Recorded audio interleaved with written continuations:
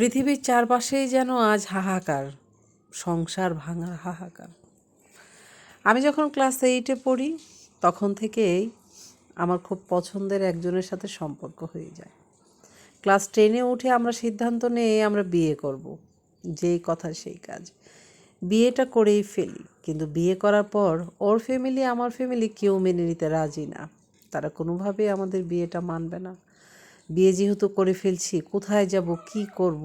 দুজনের তো কম বয়স এবং দুজনেই বেকার। গিয়ে উঠলাম ওর এক ফুপুর বাসায়। বেশ কিছুদিন থাকার পর ওর ফুপুও মুখের উপর না করে দিল, আমি আর তোমাদেরকে রাখতে পারবো না। কি আর করার, ছোটো মোটো একটা বাসা নিয়ে কোনো এক কাজের সন্ধানে সে বের হলো। তার কিছুদিন পরেই আমি কনসেপ্ট করার পরে আমার শাশুড়ির কান পর্যন্ত কথাটা যাওয়ার পরে সে আমার শ্বশুরকে এবং শ্বশুরবাড়ির সমস্ত মানুষকে বুঝিয়ে শুনিয়ে তারপর আমাদেরকে নিয়ে যান। প্রথমত হলো এটা প্রথম সন্তান, তার উপর হলো প্রথম সন্তানই ছেলে সন্তান। শ্বশুরবাড়ির সবাই খুব খুশি। এই করে আমার বাবার বাড়িতেও মেনে নিলেন। বেশ সুখের সংসার আমাদের। কুল আলো করে ফুটফুটে একটা ছেলে সন্তান হলো আমার। ঠিক 1.5 বছর পর আমার আরেকটা বাবু কনসেপ্ট করে। তবে আমার স্বামী খুব উৎসাহিত ছিল তার একটা মেয়ে হবে, সে মেয়ে পাগল। কিন্তু কি আর করার, আল্লাহ আমাদের যা দেন তাই। আমি আবারও ছেলের মা হলাম। কিন্তু আমার স্বামী হঠাৎ করে কেন জানি একটু অন্যরকম ভাব। ছেলে সন্তান হওয়াতে হয়তো বা তার মনটাই খারাপ। সেদিন ছিল আমাদের ম্যারেজ ডে। হঠাৎ করে সে এসে আমাকে বলল আমি দ্বিতীয় বিয়ে করব। আমিও বলে দিলাম, হয়তোবা সে ফাজলামোর সুরে বলতেছে, আমিও ফাজলামোর সুরে বলে দিলাম আমাকে যদি ভালো না লাগে বিয়ে তুমি করতেই পারো, সমস্যা নেই। সেদিন থেকে আমার স্বামী কেমন জানি একটু অন্যরকম কথা কম বলতো, অনেকক্ষণ বাইরে থাকতো। এইভাবেই কেটে গেল 1 বছর। 1 বছর যাওয়ার পরে শুনতে পেলাম আমার স্বামী আরেকটা বিয়ে করেছে।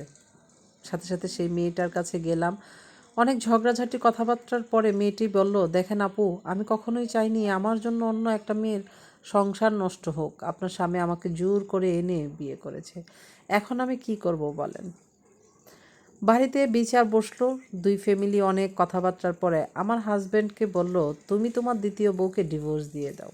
আমার হাজব্যান্ড কথার মতো কথা একটাই বললেন, ডিভোর্স যদি দিতে হয় আমি দুজনকেই ডিভোর্স দিব, কারোর সঙ্গেই সংসার করব না।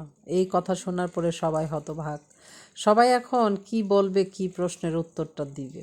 তখন সবাই আমাকেই বলল, তুমি মেনে নাও, না হলে তো সংসারটা ভেঙে যাবে। কি আর করার, 2 ছেলের দিকে তাকিয়ে সংসারটা মেনে নিলাম। আজ অনেকগুলো বছর কেটে গেল।